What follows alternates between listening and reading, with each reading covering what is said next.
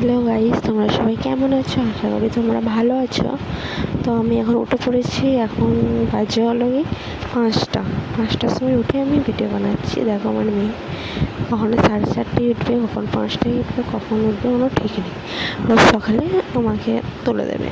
এই যে রাত্রে রোজ শোবে তাড়াতাড়ি, কিন্তু আমার তো শুতে দেরি হয়ে যায়।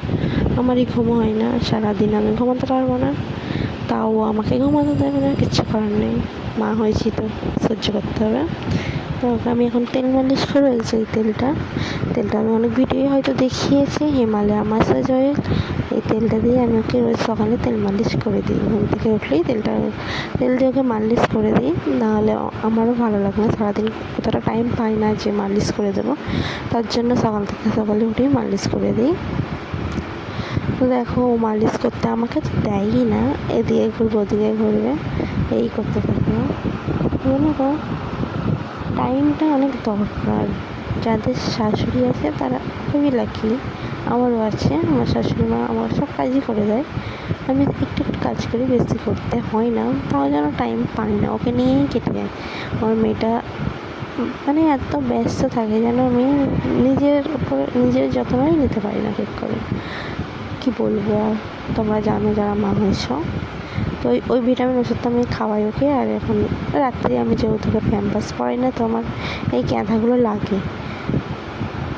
আর দেখো, সকালবেলায় উঠে চাদরে পটি করে দিয়েছি। কালকেই চাদরটা ধুয়েছি, তার জন্য আজকে আর ধোবো না। ওই যে ধুলে চাদরটা চলে যাবে। আর জানো, মিডিল ক্লাস ফ্যামিলি এরকম। তো আমি 2 দিন পর ধোবো চাদরটা, যেহেতু আমাদের বাড়িতে কোনো আত্মীয় আসে না, তার জন্য খুব একটা প্রয়োজন পড়ে না চাদর চেঞ্জ করতে হয়।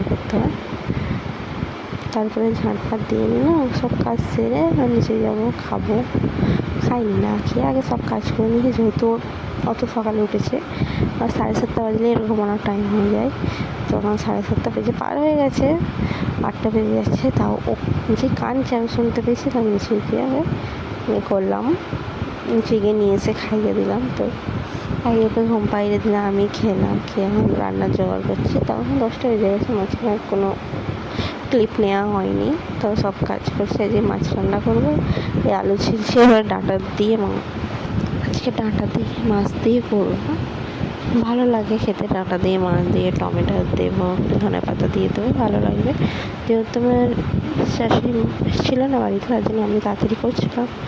ও ঘুমানোর টাইম হয়ে গেছে, আবার গোসল করে দিতে হবে ওকে, তার জন্য তাও চেষ্টা করছিলাম তাড়াতাড়ি করার। কিন্তু আমার মেয়ে তো আমায় করতেই দিচ্ছিলো না। যা করে বেছেছি, ভাবলাম রান্না করবো, মাছটা ভেজেছি, তরকারিটা করতে যাবো কি, তার মধ্যে কান্না শুরু থাকছেই না। তো কান্না করছে, বাধ্য হয়ে আমি ওকে নিতে হলো আমাকে। তাছাড়া যেহেতু ওর ঘুম পেয়েছিল, কারণ ও তখন তাড়াতাড়ি উঠে গেছিলো। আর ঘুমাবে কি, আমি বলছি যাচ্ছি, ও শুনছেই না, কান্না করেই যাচ্ছে ঘুমাবে বলে। ঘুমাতে নিয়ে গেছি, ঘুমিয়েও গেছে, তার মধ্যে কারেন্টটা চলে গেছে। আর এখন এর গরম, তোমরা তো জানো যা কী গরম। ও উঠে পড়লো, আর ঘুমালো না। কী করবো, ওকে নিয়েই ঘুরলাম, করলাম, কত কিছু করতেই দিচ্ছিলাম। ফের পানি গরম করে ওকে গোসল করে দিলাম। তারপর আমার শাশুড়ি মাসি এসেছিলো, এসে তরকারিটা করেছি। তার জন্য আমি কোনো ভিডিও করতে পারিনি। আমি যতটা করার করে দিয়েছি, বাকিটা করতে পারিনি। তারপরে এই যে ওকে গোসল করে নিলাম, গোসল করে নিচেই যাচ্ছিলাম। আর তো এটা সন্ধ্যাবেলার ভিডিও।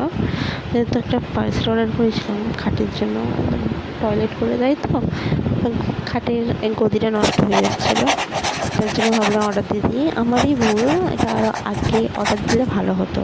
আগে অত জানতাম না, লাস্ট টাইম ভিডিও দেখে অর্ডারটা দিলাম। তোমরা যদি কেউ অর্ডার দিতে চাও তো আমার সাথে কন্ট্যাক্ট করো। আর এটা আমি এখনও বিছাইনি, আমি এটা সকালে বিছাবো। তো আমার ভিডিও যদি তোমাদের ভালো লাগে, প্লিজ সাবস্ক্রাইব করে দিও, ওকে। আমি যেন আরও ভিডিও করতে পারি, তার জন্য আমার ভিডিওটা সাবস্ক্রাইব করে দিও। তাড়াতাড়ি সাবস্ক্রাইব করে তোমরা বন্ধুরা, প্লিজ সাবস্ক্রাইব করে দিও। টাটা। আর দেখে নাও, এটা ওয়াটারপ্রুফ, যদি না বিশ্বাস হয় ওকে। আর প্লিজ সাবস্ক্রাইব করে দিয়ে সাপোর্ট করো। আমি তো ওকে ক্যাম্পাস